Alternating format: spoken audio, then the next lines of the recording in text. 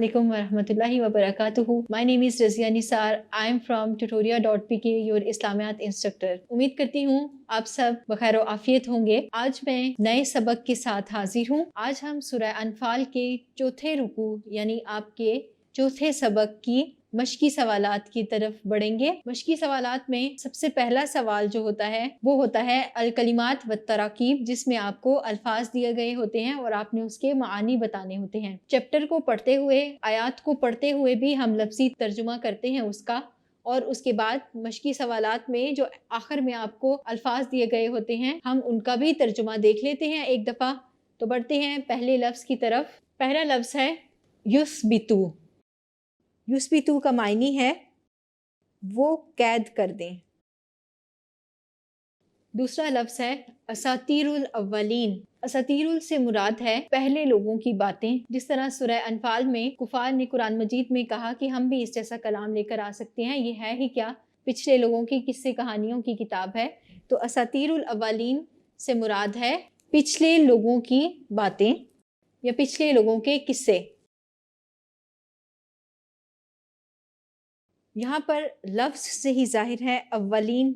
अव्वलीन से कौन लोग मुराद हैं? पिछले लोग, पहले आने वाले, जो हमसे पहले गुजर चुके हैं।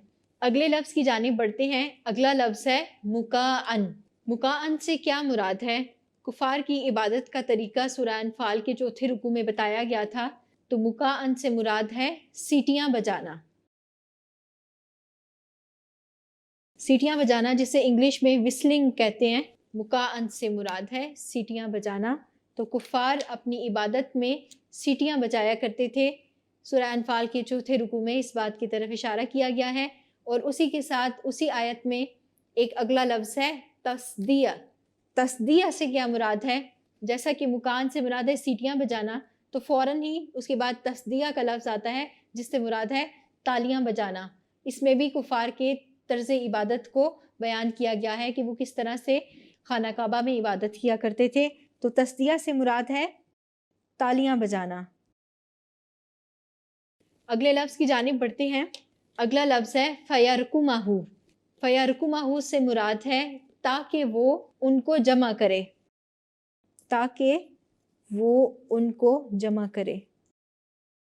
जैसा कि अल्लाह ताला ने कुफ़ार के बारे में फरमाया कि अल्लाह ताला खबीस को तय्यब से अलग कर देगा, पाक को नापाक से अलग कर देगा, फिर उनको जमा करके फ़यरकुमाहू, फिर उनको जमा करके नापाक को, कुफ़ार को जहन्नुम में दाखिल कर देगा।